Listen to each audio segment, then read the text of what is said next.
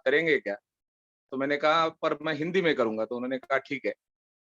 तो ये freedom struggle है, दांडी मार्च है, सॉल्ट सत्याग्रह है, तो यह पूरा जो विषय है, तो it will be more fluent in Hindi rather than talking in English, so I will prefer Hindi.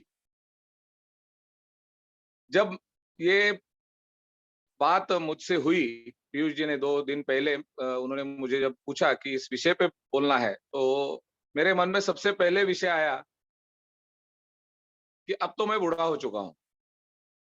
और ये बूढ़ा, यह जो शब्द है, ये शायद आप सबका शब्द होना चाहिए। मेरा शब्द नहीं है, मैं अपने आप को बूढ़ा नहीं मानता हूँ, पर आपकी वोकैब्युलरी में मेरे लिए बूढ़ा यह शब्द हो सकता है। क्योंकि आप में और मैं, मुझ में लगभग 2 पीढ़ियों की दरी है, generation gap of 2 generations between you and me. तो इस हिसाब से मैं बूढ़ा हो चुका हूँ। और इंटरनेट युग जो अभी शुरू है, किसी भी चीज की जानकारी आपको गूगल के ऊपर मिल सकती है और आप वो जानकारी लेने में माहिर हो। और ये मैं हर जगह पे देखता हूँ कि कोई भी चीज मैं मैंने कहाँ पढ़ी है, मैंने कहाँ देखी है, मैंने किससे सुनी है, मेरी जो विचार प्रक्रिया होती है वो इस तरह से होती है कि मैंने कुछ कहीं पढ़ा है क्या इसके बारे में, मैंने किसी से सुना है क्या, कहीं के पे देखा है क्या। और आप इस झंझट में नहीं पड़ते, आप तुरंत उसको गूगल कर देते हैं। आपके हर एक के हाथ में मोबाइल है, तो आप तुरंत गूगल करते हो और गूगल पे सारी जानकारी तुरंत आपको मिल जाती है। तो इस दृष्टि से तो मैं मतलब दादा परदादा हो गया। बूढ़ा तो हुई, लेकिन दादा परदादे से ज्यादा मैं बूढ़ा हो चुका हूँ। क्योंकि जो जानकारी हासिल करने में आपको कुछ सेकंड्स लगते हैं, तो मुझे उसमें कई घंटे या दिन भी लग सकते हैं। क्योंकि मेरे ढूँढने के रास्ते अलग है और आपके पास तो हाथ में वो रास्ता है। ऐसा नहीं कि मैं गूगल पे ढूँढता नहीं हूँ, पर आप जितने माहिर हो उतना मैं माहिर हूँ नहीं। तो मुझे पहले तो डर लगा कि ऐसे युवाओं के सामने, कॉलेज में पढ़ने वाले युवाओं के सामने मैं कैसी बात कर सकता हूँ? क्योंकि मैं जो कुछ भी कहूँगा वो सब आपको पता होगा ही पहले से। दांडी मार्च के बारे में, फ्रीडम स्ट्रगल के बारे में मैंने कुछ कहना, ऐसा कहना जो आपको पहले से पता नहीं हो या फिर आप मालूम नहीं कर सकते, ऐसी कौन-सी बात हो सकती है? तो 2 ही बातें हो सकती है। जैसे आप स्कूल में पढ़ते हो, तो वो गूगल नहीं कर सकते। पढ़ने के बाद आपको वो गूगल करके आपको वो पता चल जाएगा। लेकिन जब आपके प्रोफ़ेसर, आपके लेक्चरर आपको कोई सब्जेक्ट पढ़ाते हैं, तो वो पढ़ाने वाली बात होती है कि वो गूगल पे अवेलेबल तो है, लेकिन वो अगर समझना है तो किसी ने पढ़ाना चाहिए, ध्यान से हमने पढ़ना चाहिए, उसके ऊपर ध्यान देना चाहिए, तब वो बात हमें पता चलती है। इसमें 2 अलग-अलग कांसेप्ट होती है। आपको गूगल पे इन्फॉर्मेशन तो मिल जाती है, लेकिन ज्ञान नहीं मिलता।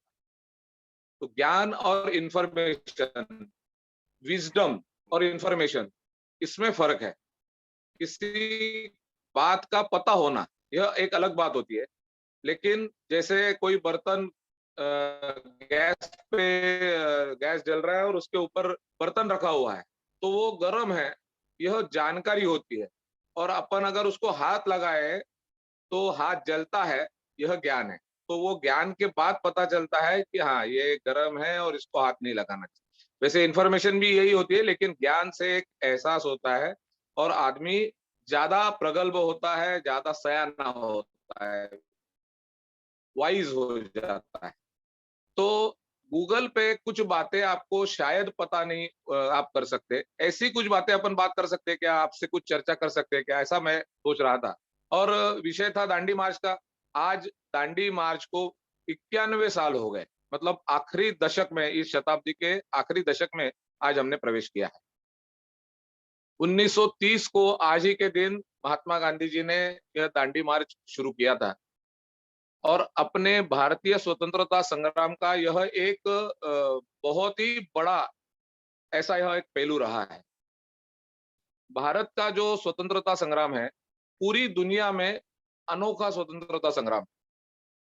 पूरी दुनिया में जो स्वतंत्रता संग्राम हुए अंग्रेजों से, फ्रेंच, डच, इन सभी तब की जो सुपर पावर थी, तो उनके चंगुल से छूटने के लिए अफ्रीका में, एशिया में, लैटिन अमेरिका में जो भी फ्रीडम स्ट्रगल हुए, जो भी स्वतंत्रता संग्राम हुए, और उनमें और भारत के स्वतंत्रता संग्राम में एक मूलभूत अंतर रहा है।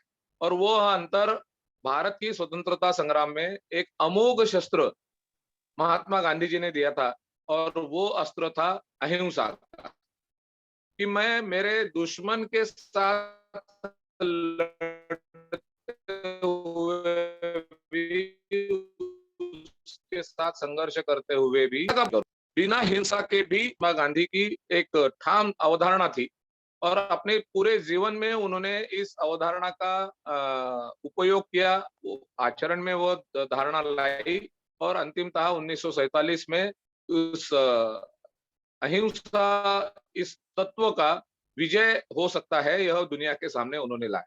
भारत के स्वतंत्रता संग्राम से स्फूर्ति लेकर दुनिया के कई देशों ने, जो देश गुलामगिरी में थे, जो देश परतंत्र में थे, उन्होंने इस स्वतंत्रता संग्राम से स्फूर्ति ली और अपने अपने स्थान पे जितना हो सके अहिंसा का उपयोग करके स्वतंत्रता संग्राम आगे ले जाने की उन्होंने कोशिश की। इसका बहुत बड़ा उदाहरण दक्षिण अफ्रीका का है। नेल्सन मंडेला महात्मा गांधी को गुरु मानते थे। मार्टिन लूथर किंग, जो अमेरिका में एक अलग तरह का स्वतंत्रता संग्राम मार्टिन लूथर किंग ने अमेरिका में चलाया। वहां पे रहने वाले जो ब्लैक पीपल है, अफ्रो एशियाई पीपल है, उनमें और जो व्हाइट है, उनमें जो स्वतंत्रता संग्राम के जैसे ही लड़ाई चली, उसमें मार्टिन लूथर किंग ने गांधी जी का आदर्श रख के वो लड़ाई लड़ी थी बिना हिंसा के। तो बहुत बड़ा प्रभाव महात्मा गांधी जी के इस अहिंसा, सत्याग्रह, इन जो उनके जो विचार है, इसका विचार पूरी दुनिया पे पड़ा है। आज भी दुनिया महात्मा गांधी को उसी विचारों के लिए मानती है, और उनके आचरण के अनुसार चलने की कोशिश भी आज भी जारी है। हमें गर्व होना चाहिए कि गांधी जी जैसी महान विभूति भारत में पैदा हुई।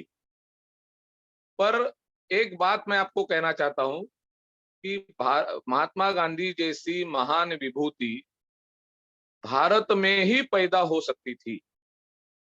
महात्मा गांधी और कहीं पैदा नहीं हो सकते थे। उनका जन्म कहीं और होता तो वो महात्मा गांधी नहीं बनते। उनको महात्मा गांधी बनने के लिए मोहनदास करमचंद गांधी को भारत में ही जन्म लेना पड़ा। अगर वो दक्षिण अफ्रीका में वो जन्म लेते और कहीं लैटिन अमेरिका में जन्म लेते, अफ्रीका के अन्य किसी देश में जन्म लेते, तो शायद ही वो महात्मा गांधी बन सकते थे।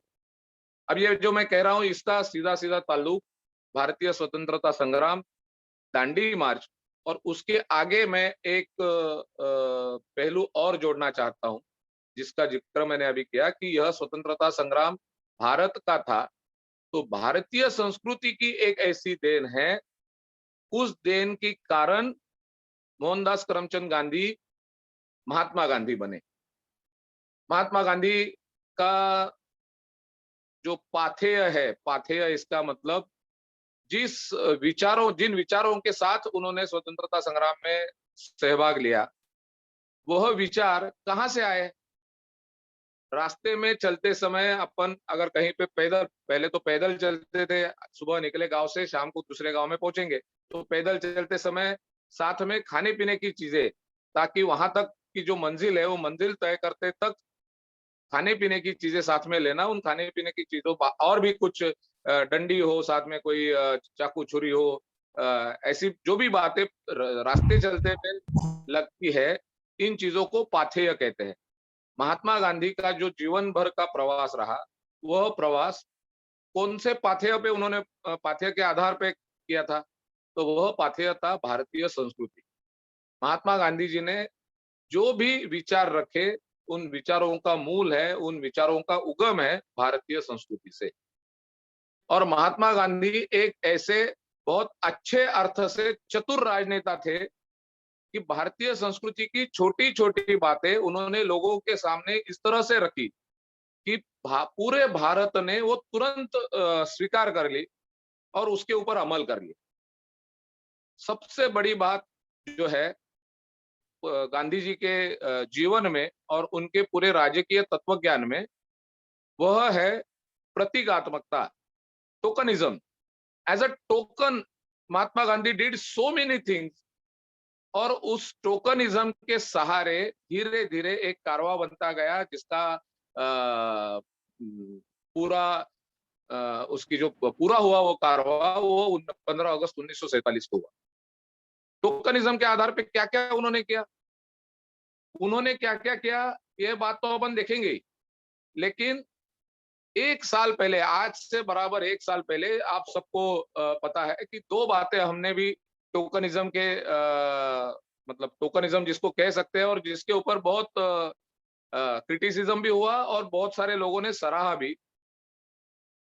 अगर मैं आपके सामने होता तो आपको पूछता कि कौन सी वो दो बातें थी। अभी आपके सामने नहीं है इसलिए मैं आपसे पूछता नहीं, लेकिन एक मिनट में आप जरा सोचिए कि हमने क्या क्या टोकनिज्म किया था, पर आपको सोचते सोचते मैं आपको बता देता हूँ। पिछले साल से कोरोना का प्रकोप शुरू हुआ, और हमारे प्रधानमंत्री जी ने एक बार हमें थालियां बजाने को कहा। 4:30 से 5 बजे का एक समय दिया था, और उसमें हम घर के बाहर आके, घर के गैलरी में आके, घर के वरांडे में आके थालियां बजाएंगे, जोर से आवाज करेंगे, और कोरोना के खिलाफ लड़ने वाले जो योद्धा है, फिर वो सफाई कर्मचारी होंगे, आरोग्य कर्मचारी होंगे, डॉक्टर होंगे, पुलिस होंगे, और भी बहुत सारी यंत्रणा इसमें काम कर रही थी कोरोना के खिलाफ। तो उनको समर्थन देने के लिए यह एक एज अ ग्रेटिट्यूड हमने थालियां बजाई। इसका क्रिटिसिज्म बहुत हुआ कि ऐसे करने से कोरोना भाग जाता है क्या, लेकिन उसकी परवाह किए बिना हमने थालियां बजाई। और कुछ दिनों बाद प्रधानमंत्री जी ने और एक आह्वान किया कि रात को 9 बजे से 9 बजे 9 तक, इन 9 मिनटों में हम दिए जलाएंगे, हमारे घर के बाहर दिए जलाएंगे। तो यह दोनों बातें टोकनिज्म, इससे क्या होने वाला था, कोरोना भाग गया क्या, कोरोना भागने वाला था क्या, उस समय में भी हमको पता था कि कोरोना इससे नहीं जाने वाला। महात्मा गांधी जी ने एक मुट्ठी नमक उस दांडी के किनारे से, नवसारी के किनारे से, उन्होंने वह एक मुट्ठी नमक उठाया, और वो उठाने पर तुरंत उनके ऊपर लाठी बरसाई गई।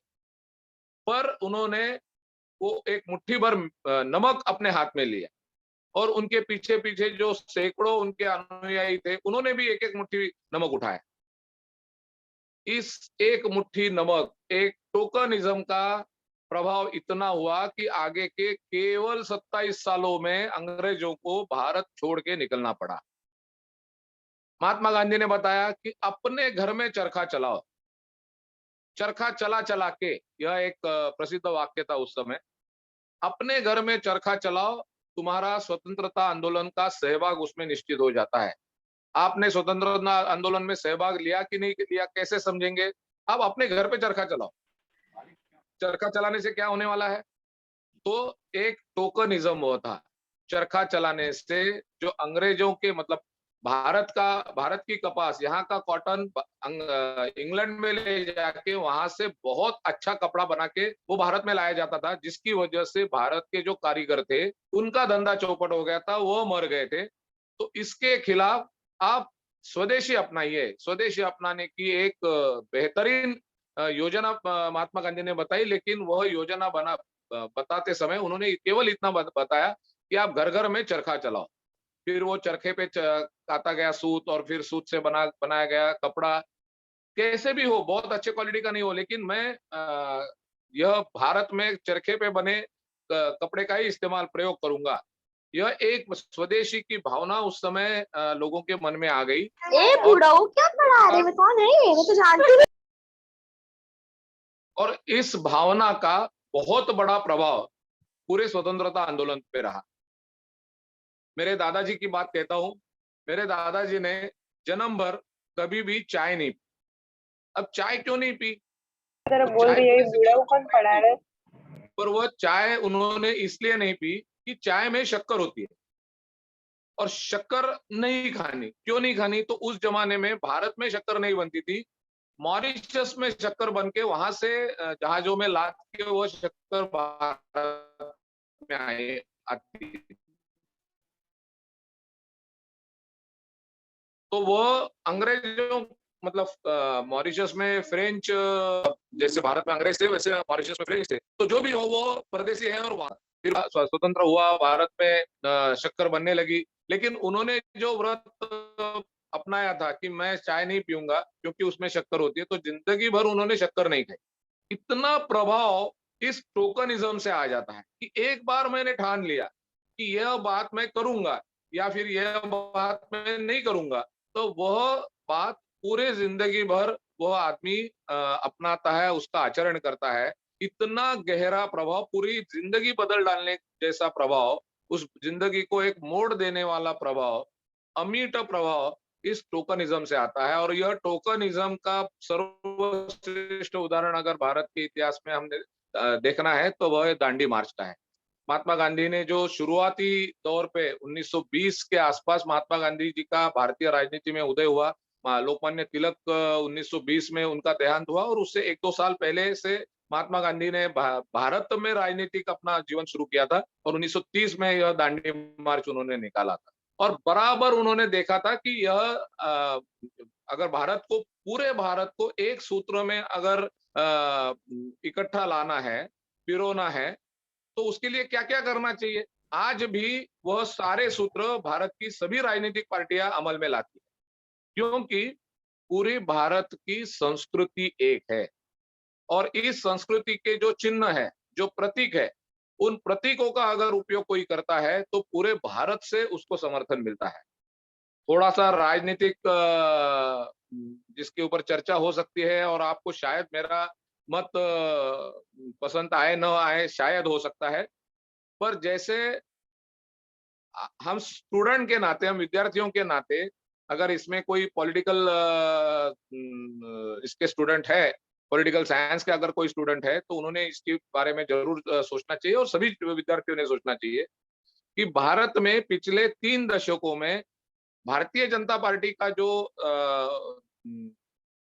उगम हुआ और उसका जो विस्तार हुआ, तो वह भी एक चिन्ह, प्रतीक के रूप में उन्होंने राम का लिया और जिसका समर्थन पूरे देश में मिला। मैं राजनीतिक बहस में नहीं पढ़ना चाहता हूँ, लेकिन केवल आज के संदर्भ में क्या-क्या हो रहा है और फिर उसके बाद सभी राजनीतिक पार्टियां उसके पीछे पड़ गई है, क्योंकि कोई जनेऊ पहनता है। तो यह जो बातें हैं, यह सारी बातें भारतीय जनता के मानसिकता का, भारतीय जनता के स्वभाव का परीक्षण, उसका अभ्यास करने के बाद यह राजनीतिक पार्टियां उसका अवलंब करती है और इसकी देन, इसका मूल स्रोत यह महात्मा गांधी जी के विचारों में है और महात्मा गांधी जी का पूरा विचार, उनका पाथेय, उसका उगम भारतीय संस्कृति में ही है। भारत की संस्कृति क्या है और भारत के लोगों की मानसिकता क्या है, इसका अभ्यास जितना महात्मा गांधी जी का था, उतना शायद ही किसी अन्य राजनीतिक नेता का होगा। यह मैं बिल्कुल ठाम बात ये मैं आपके सामने रखता हूँ। अब देखिए कि महात्मा गांधी ने एक मुट्ठी नमक उठाया था। आज के संदर्भ में इस लेक्चर का जो शीर्षक है, उसमें with reference to in today's context, ऐसा एक उसमें एक पहलू दिया हुआ। तो यह पहलू क्या हो सकता है? जो नमक महात्मा गांधी ने उठाया था, मुझे ऐसा लगता है कि अपना-अपना नमक अलग हो सकता है, टोकनिज़्म वही रह सकता है। मेरा नमक क्या हो सकता है? महात्मा गांधी ने उस समय 91 साल पहले नवसारी के किनारे से एक मुट्ठी नमक उठाया था। मैं आज एफवाय जैसी, एसवाय जैसी, एफवाय बीएससी, एसवाय बीएससी, जो भी आपकी फैकल्टी हो, आप जिस भी किसी कक्षा में आप पढ़ते हो, आपका नमक कौन-सा हो सकता है? आपके लिए आज बहुत सारे नमक आज उपलब्ध है। यह नमक कौन-सा हो सकता है, मैं बातें आपके सामने रख सकता हूँ। आप में से बहुत सारे स्टूडेंट्स टू व्हीलर चलाते होंगे। आप पैदल चलते हुए भी आपके उम्र के बच्चों को बाइक चलाते हुए देखते होंगे। मेरा ऐसा निरीक्षण है कि मुंबई के सिग्नल्स पे टू व्हीलर से चलने जो खास करके युवा है, उनको ऐसा लगता है कि यह रेड लाइट जो लगा हुआ है वो मेरे लिए है ही नहीं। रेड लाइट लगा है, फोर व्हीलर और हेवी व्हीकल्स रुके हुए हैं, लेकिन ये मेरे लिए नहीं है। मैं तो निकल जाऊंगा क्योंकि कोई सामने से कोई आ नहीं रहा है, मैं तो निकल जाऊंगा। मुझे ऐसा लगता है कि आपके लिए एक मुट्ठी नमक ये हो सकता है कि मैं अगर टू व्हीलर चलाता हूँ तो मेरे पास हेलमेट होगा, मैंने हेलमेट पहना होगा और मैं किसी भी हालत में, मैं कितनी भी जल्दी में हूँ, मैं सिग्नल पे रुकूंगा। इस छोटी-छोटी बातों से भारत बन सकता है। बात छोटी है, क्योंकि 91 साल पहले केवल एक मुट्ठी नमक उठाने से भारत बना। एक मुट्ठी नमक उठाने के वजह से अंग्रेज यहाँ से भाग गए और भारत स्वतंत्र हुआ। मेरे लिए क्या हो सकता है? तो मैं एक आदर्श नागरिक बनने का प्रयास करूँगा। एक आदर्श नागरिक बनने का एक छोटा-सा काम यह है कि मैं सिग्नल पे रुकूँगा। अगर कोई बस स्टॉप पे मैं खड़ा हूँ, तो बस स्टॉप में एक कतार में खड़ा रहूँगा। कोई अच्छा काम करता है, एक मेरे एक परिचित है और उनकी उम्र आज बराबर 93 साल है। मतलब दांडी मार्च से 2 साल पहले उनका जन्म हुआ था और वह व्यक्ति आज भी कोई अच्छा काम करता है, तो उसको घर जाके बधाई देता है और उसके पीछे उनकी भावना क्या होती है? अगर मैं इसको बधाई दूँ, उसको एप्रिशिएट करूँ, तो ही वह अच्छा काम करने के लिए उत्सुक रहेगा और अच्छा काम करने की मंशा उसमें जगी रहेगी। तो मैंने उसको एप्रिशिएट करना चाहिए, मैंने उसके घर जाके जो भी मुझसे जो बन सकता है एप्रिशिएशन का, तो उस वो मैंने करना चाहिए। हमारी एक मुट्ठी नमक यह भी हो सकता है कि जो अच्छा काम करता है, उसको घर जाके बधाई दो, उसको सामने से बधाई दो, तो उसका हौसला बुलंद रहे कि मैं अच्छा काम किया हूँ और मुझे किसी ने आके मुझे बधाई दी, मेरी पीठ थपथपाई। छोटी-छोटी बातें हैं, अपना-अपना नमक यह इस तरह से अलग-अलग हो सकता है। कौन-सा हो सकता है? तो मैं आपको मेरे पास और भी 25 बातें मैं बता सकता हूँ। आधा घंटा हो गया और 5-7 मिनट ही मेरे पास बाकी है। तो यह सब बातें मैं अगर बताते रहूँ तो बहुत देर हो जाएगी। पर मेरी मेरी इच्छा ऐसी है कि यह मेरी मुट्ठी भर नमक कौन-सी बातें हो सकती है, यह एक होमवर्क के नाते मैं आपको एक आह्वान करता हूँ कि आप यह लिख के निकालो कि मैं क्या-क्या कर सकता हूँ। अगर मैं स्वतंत्र भारत का नागरिक हूँ और आप में से बहुत सारे अभी आपको वोटिंग राइट भी आपको मिला होगा, तो एक जिम्मेदार नागरिक के नाते, जिनका मैंने अभी ज़िक्र किया 93 साल के दादाजी हैं, तो वह व्यक्ति एक और संकल्पना में उन्होंने मेरे सामने रखी। मैं जिस लोकेलिटी में रहता हूँ, वहीं पे वो रहते हैं, तो उन्होंने कहा था कि यहाँ रहने वाले ज्यादातर लोग रहिवासी है, इनमें से नागरिक बहुत कम है। देखो रहिवासी और नागरिक वापस यह टोकनिज्म आया, एक संकल्पना आई, पर हम रहिवासी है कि नागरिक है। रहिवासी का मतलब होता है मैं यहाँ रहता हूँ इसलिए यहाँ का रहिवासी हूँ। मैं भारत में रहता हूँ, मैं कांदिवली में रहता हूँ, मैं समता नगर में रहता हूँ, मैं मालाड में रहता हूँ, तो मैं मालाड का रहिवासी हो गया हूँ, मैं भारत का रहिवासी हूँ। क्या मैं भारत का नागरिक हूँ? यह प्रश्न मैंने अपने आप को पूछना चाहिए। और अगर भारत का नागरिक हूँ, तो भारत का नागरिक तो बनना चाहिए। भारत का नागरिक कैसे बना जा सकता है? तो जो भी गलत चीज़ें हैं, दूसरा कोई वो गलत चीज़ करता होगा, मैं नहीं करूँगा। मैं अगर आपको यह बताऊँ कि दूसरा कोई सिगरेट पीता है, मैं नहीं पीऊँगा। दूसरा कोई दारू पीता है, मैं नहीं पीऊँगा। अगर ये बात आपके पास में बैठ के अगर मैं बताता हूँ, तो आप तो बिल्कुल कहेंगे, "यार, यार, ये दादाजी हो गए, ये क्या मुझे हमें बता रहे हैं।" लेकिन एक बात ध्यान में रखो कि यह एक अच्छा गुण है, इट्स अ वर्च्यू। दारू न पीना, सिगरेट न पीना, यह गर्व की बात है। मैं गर्व से कहूँगा कि मैं दारू नहीं पीता हूँ। मैं गर्व से कहूँगा मैं सिगरेट नहीं पीता हूँ। आज हो रहा है उल्टा। अरे! ये तो बैकवर्ड है यार। एक सिगरेट पीने से कौन-सी बड़ी बात होती है? टोकनिज़्म है। एक सिगरेट पीने से बहुत सारी बातें बिगड़ती है। एक पेग दारू पीने से बहुत सारी बातें आगे चल के बिगड़ती है। टोकनिज़्म के तौर पे अगर मैं यह ठान लूँ कि मैं सिगरेट नहीं पीऊँगा, मैं ज़िंदगी भर दारू नहीं पीऊँगा, तो आपके लिए एक बहुत बड़ी उपलब्धि है। जैसा 25-27 सालों में पूरा नक्शा बदल गया आसिया का, जो ब्रिटिश राज था, ब्रिटिश राज खंड-खंड हो गया, पूरा भारत स्वतंत्र हो गया, केवल एक मुट्ठी नमक उठाने से।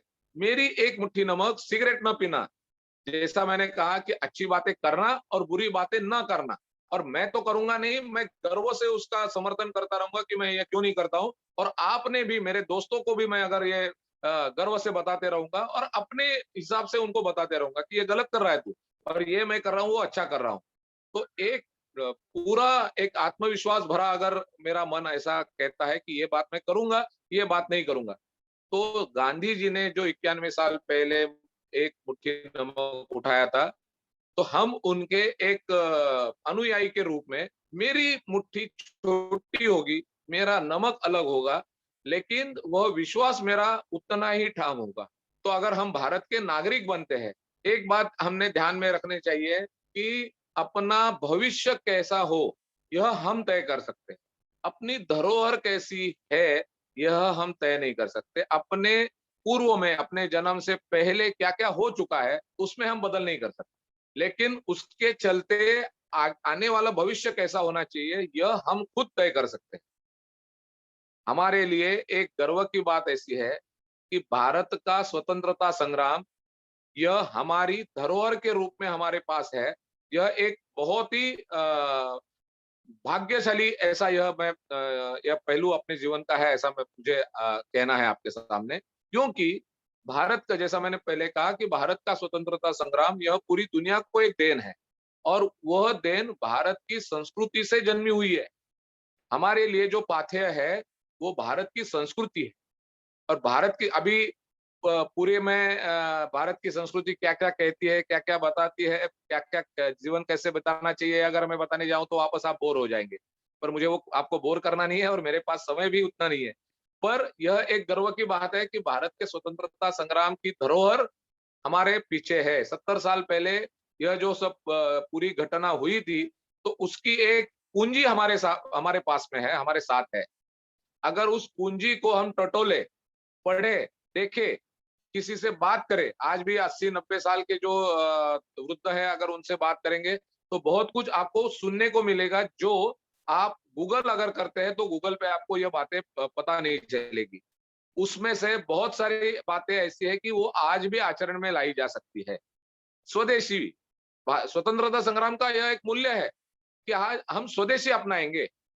सीधी-सीधी बात है कि मैं अगर स्वदेशी वस्तु का उपयोग करता हूँ, तो मेरे कुछ दोस्त ऐसे हो सकते हैं, जहाँ शायद वो मुंबई में नहीं रहते होंगे, कहीं मध्य प्रदेश में रहते होंगे, कहीं राजस्थान में रहते होंगे, कोई तमिलनाडु में रहते होंगे, कि जिनके पिताजी, वह भी मैं एसवाय बीएससी में हूँ, वह मेरा दोस्त जिसको मैंने कभी देखा नहीं है, वह दोस्त एसवाय बीएससी में शायद तमिलनाडु में पढ़ता होगा, और उसके पिताजी का रोजगार, मैं ओप्पो का फ़ोन खरीदता हूँ, मैं कोई made in China, made in America वस्तु का उपयोग मैं करता हूँ। जो वस्तु वो बनाते थे, लेकिन वो चाइना से आई हुई एक सस्ती वस्तु उसका उपयोग मैंने करना शुरू किया, तो उसकी वजह से मेरे किसी दोस्त के पिताजी का रोजगार गया था या गया है।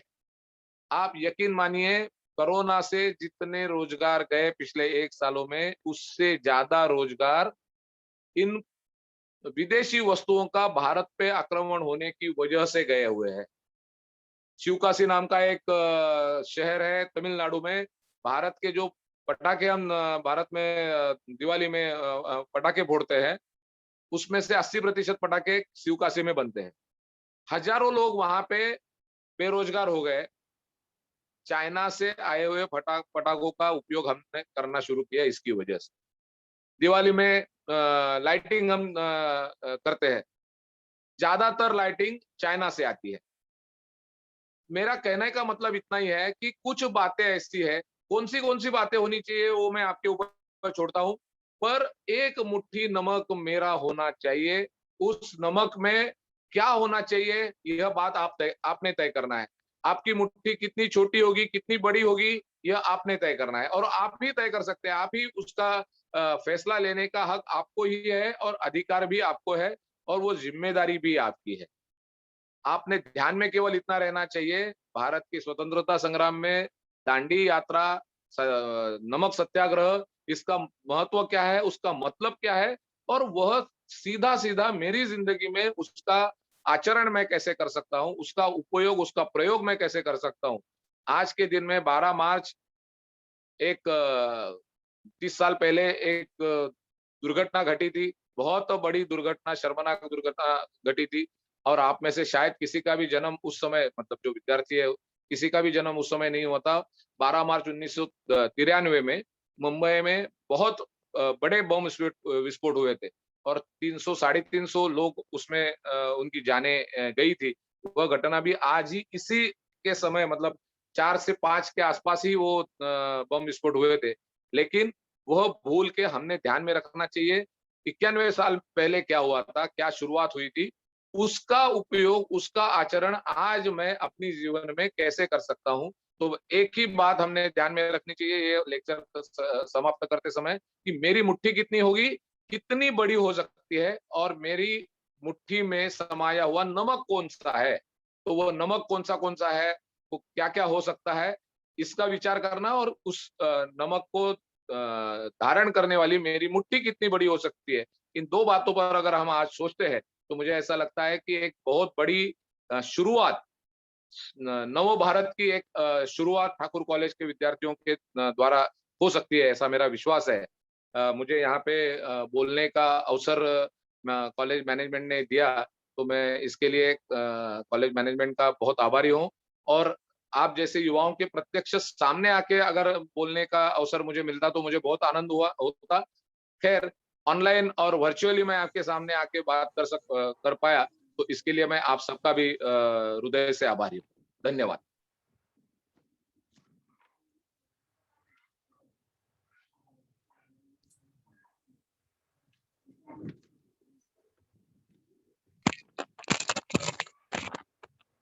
Thank you so much, sir. Hello. Thank you so much, sir. I would now request Dr. Vijay Jadhav, sir, our Dean, Faculty of Science, to propose the formal vote of thanks. Thank you, Sanjay sir. Good evening, all. We are celebrating India's 75 years of independence, Azadi Ka Amrut Mahotsav. So, as a part of this, we had this guest lecture on the topic India's freedom struggle, the Dandi March and its significance in today's context, by Sri Swanandji Oak, senior journalist. Mahatma Gandhi once said, "A man who is made for freedom has got to take tremendous risk and stake everything." So it was this inspiration that brought about our freedom and that we breathe the free air of independence today. Sir, आज आपने बहुत ही अच्छा speech दिया है। Sir, आज हमारे आंखों के सामने वो सब दिन गांधी जी के टाइम का जो दांडी मार्च हुआ था, सत्याग्रह, नमक सत्याग्रह होता, ये सब इतिहास हमारी आंखों के सामने आपने खड़ा कर दिया है। आपके लेक्चर में आपने भारत का स्वतंत्रता संग्राम, स्वदेशी, टोकनिज्म, दांडी मार्च, नमक सत्याग्रह, इस पर विशेष रूप से अपने स्पीच दिया है। आज हम लोग बहुत खुश हो गए, ये सब आपने हम लोगों को सुनाया और इतिहास हमारे आंखों के सामने खड़ा कर दिया। So on behalf of the principal, management and all the faculties, teaching and non-teaching staff, students of Thakur College of Science and Commerce, I, Dr. Vijay Jadhav, in the capacity of Dean, would like to express my sincere gratitude for such a wonderful speech. I would like to thank all the faculties and students of Thakur College of Science and Commerce for participating in large number in this wonderful speech. Once again, thank you, sir. Jai Hind, Jai Bharat. Over to you, Sanjay sir. Thank you so much. Thank you so much, Vijay Jadhav, sir. Thank you, Piyush ji, for getting a wonderful speaker. Thank you so much, sir. And also Swanand Oak ji, हम आपके आभारी हैं कि आपने हमारे नवयुवकों को दांडी मार्च, salt सत्याग्रह के बारे में और आज के युग में उसका रेलेवेंस क्या है ये समझाने का प्रयत्न किया और बहुत सक्सेसफुल रहे। हमारे सारे स्टूडेंट्स आपके आभारी हैं। मैं मैनेजमेंट की तरफ से, प्रिंसिपल मैडम की तरफ से आपका आभार प्रकट करता हूँ। Thank you so much sir. या Piyush ji sir, thank you sir. धन्यवाद।